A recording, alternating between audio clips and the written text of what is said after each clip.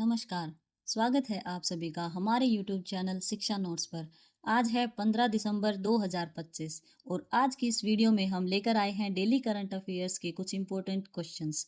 ये video UPSC, state PCS, SSC, bank, railway, defence, UGC net जैसी और भी अन्य परीक्षाओं के लिए बहुत ही यूजफुल रहने वाले हैं।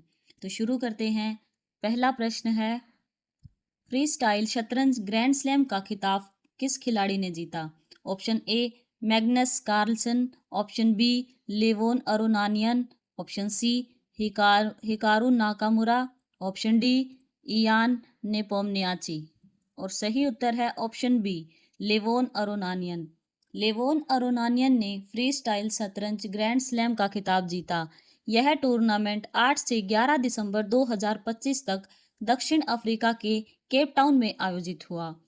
फाइनल मुकाबले में अरुनानियन ने मैग्नस कार्लसन को हराया। इस जीत से लेवोन अरुनानियन ने विश्व शतरंज में बड़ी उपलब्धि दर्ज की। लेवोन अरुनानियन का जन्म आर्मेनिया में हुआ। अरुनानियन को शतरंज की दुनिया में आर्टिस्ट ऑफ चेस भी कहा जाता है। मैग्नस कार्लसन नॉर्वे के रहने वाले हैं। वे विश्व के सबसे लंबे समय तक नंबर 1 खिलाड़ी रहे हैं। कार्लसन एंड गेम का मास्टर कहा जाता है। कार्लसन इस वर्ष open ended free style tour का खिताब फाइनल से पहले ही जीत लिया था। कार्लसन को अक्सर शतरंज का मैसी कहा जाता है। अगला प्रश्न, एशिया का सबसे बड़ा जीसीसी किस शहर में स्थापित किया जाएगा? Option A Bengaluru, option B Hyderabad, option C Mumbai और ऑप्शन डी चेन्नई। इसका सही उत्तर है ऑप्शन सी मुंबई। एशिया का सबसे बड़ा GCC global capability centre Mumbai में स्थापित किया जाएगा। इस जीसीसी को ब्रुकफील्ड द्वारा विकसित किया जाएगा। यह परियोजना मुंबई के पवई उपनगर में होगी। इस प्रोजेक्ट में 1 बिलियन अमेरिकन डॉलर यानी 9,000 करोड़ से भी ज़्यादा का निवेश होगा। इस जीसीसी से 45,000 रोजगार सृजित होंगे। जीसीसी का कुल क्षेत्रफल 6 एकड़ होगा। ऑफिस स्पेस लगभग 20 लाख वर्ग फुट होगा। यह परियोजना 2029 तक पूरी होने की उम्मीद है। अगला प्रश्न, साइबर अपराध जांच के लिए एआई आधारित प्लेटफॉर्म लागू करने वाला पहला राज्य कौन सा है? Option A Gujarat, option B Maharashtra, option C Karnataka, option D Telangana. और इसका सही उत्तर है option B Maharashtra. Maharashtra cyber अपराध जांच के लिए एआई आधारित प्लेटफॉर्म लागू करने वाला देश का पहला राज्य बना। प्लेटफॉर्म का नाम महाक्राइम ओएस एआई है। इसका उद्देश्य साइबर क्राइम जांच को तेज और अधिक प्रभावी बनाना है। वर्तमान में यह सिस्टम नागपुर के 23 पुलिस थानों में लागू किया गया है। जल्द ही से राज्य के सभी 1100 पुलिस थानों में लागू किया जाएगा। यह प्लेटफॉर्म आर्टिफिशियल इंटेलिजेंस तकनीक पर आधारित है। अगला प्रश्न, मेटा इंडिया का नया पब्लिक पॉलिसी प्रमुख किसे नियुक्त किया गया है? Option A Rajeev Chandrasekhar, option B Aman Jain, option C Sanjay Gupta और ऑप्शन डी अजय कपूर। और इसका सही उत्तर है option B Aman Jain. Meta India ने अमन जैन को नया पब्लिक पॉलिसी प्रमुख नियुक्त किया है। अमन जैन भारत में मेटा की नीति, रणनीति और पॉलिसी गतिविधियों का नेतृत्व करेंगे। वह 2026 की शुरुआत में मेटा इंडिया में कार्यभार संभालेंगे। अमन जैन के पास 20 से ज़्यादा वर्षों का अनुभव है। इससे पहले वह अमेजॉन में पब्लिक पॉलिसी के निदेशक रह चुके हैं। चलिए अब अमेजॉन के बारे में कुछ इम्पोर्टेंट पॉइंट्स देख लेते हैं। अमेजॉन की स्थापना वर्ष 1994 में जेफ बेजोस ने की। इसका मुख्यालय सिएटल, वाशिंगटन, यूएसए में स्थित है। अमेजॉन इंडिया की स्थापना 2013 में हुई थी। शुरुआत में यह केवल एक ऑनलाइन बुक स्टोर था और आज अमेजॉन दुनिया की सबसे बड़ी ई कॉमर्स कंपनी में से एक है। अगला प्रश्न, क्राफ्ट कथा 2025 का आयोजन कहाँ किया गया? Option A Pragati Maidan New Delhi, option B handloom Haat Janpath New Delhi. Option C India Gate lawn Delhi. Option D Surajkund Haryana. और सही उत्तर है option B handloom Haat Janpath New Delhi. यह एक राष्ट्रीय स्तर का हस्तशिल्प महोत्सव है। इसका आयोजन 12 दिसंबर से 17 दिसंबर 2025 तक हुआ। देश भर के कारीगरों और शिल्पकारों ने इसमें भाग लिया। इसमें हाथ से बने उत्पादों की प्रदर्शनी लगी। इसका उद्देश्य कारीगरों को राष्ट्रीय पहचान और बाजार उपलब्ध कराना है। लोकल टू वोकल और आत्मनिर्भर भारत पहल को समर्थन दिया। अगला प्रश्न, WWE स्टार जॉन सीना ने अपना आखिरी WWE मुकाबला किसके खिलाफ लड़ा?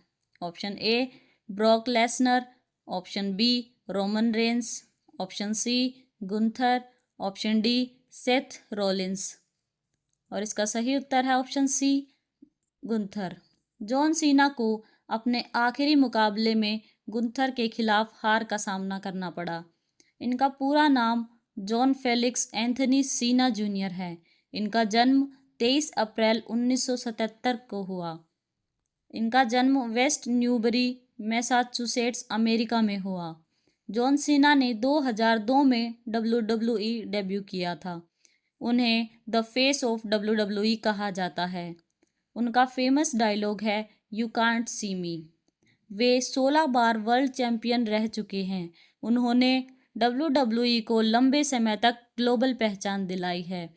2025 में उन्होंने WWE से भावात्मक विदाई ली। अगला प्रश्न, प्रादेशिक सेना में अधिकारी बनने वाली पहली महिला कैडेट कौन बनी है? Option A Nisha Rawat, option B Sai Jadhav, option C Bhawna Kanth और ऑप्शन डी पूजा ठाकुर। और इसका सही उत्तर है ऑप्शन बी साई जाधव।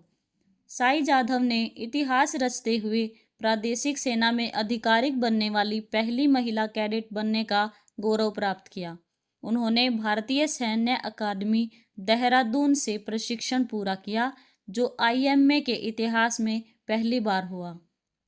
पहली महिला अधिकारी कैडेट जो IMA से प्रशिक्षण पूरा कर प्रादेशिक सेना में लेफ्टिनेंट बनी। यह इतिहास IMA के 93 साल के इतिहास में पहली बार हुआ है। अगला प्रश्न, भारत मंडपम में आयोजित सनातन राष्ट्र शंखनाद महोत्सव को किसने संबोधित किया? Option A Amit Shah, option B Kapil Mishra, option C Dharmendra Pradhan, option D Yogi Adityanath. और सही उत्तर है ऑप्शन बी कपिल मिश्रा।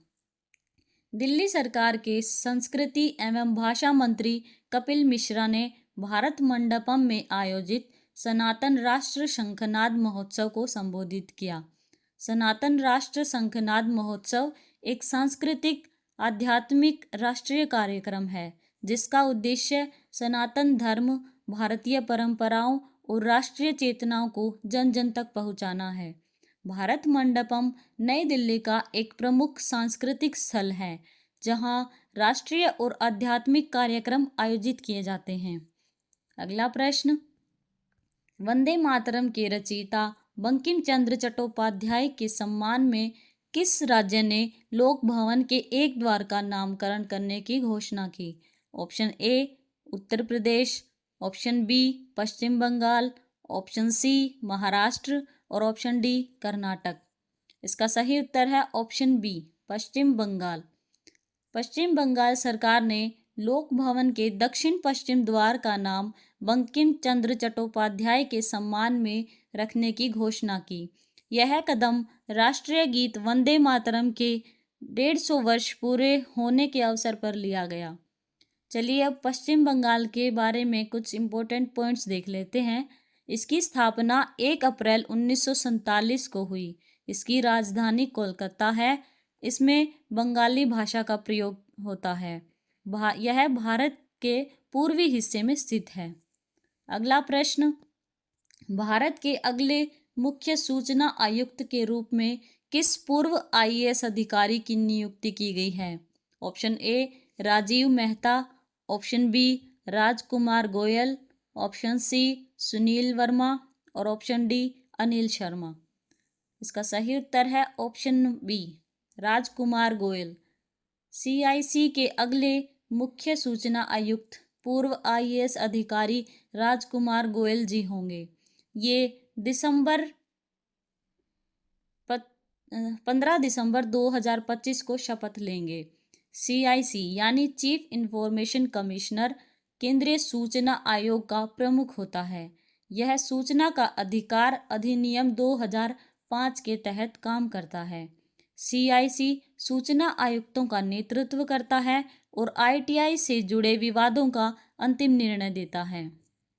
अगला प्रश्न, वर्ष 2025 में इफ्को साहित्य सम्मान मुख्य साहित्य सम्मान के रूप में किस वरिष्ठ कथाकार को प्रदान किया जाएगा? Option A, Chandrakishore Jaiswal. Option B, Madhu Kankaria. Option C, Maitreyi Pushpa. और ऑप्शन डी, रणेंद्र। और इसका सही उत्तर है ऑप्शन सी, मैत्रेयी पुष्पा। मैत्रेयी पुष्पा को इफ्को साहित्य सम्मान 2025 के मुख्य साहित्य सम्मान के रूप में प्रदान किया जाएगा।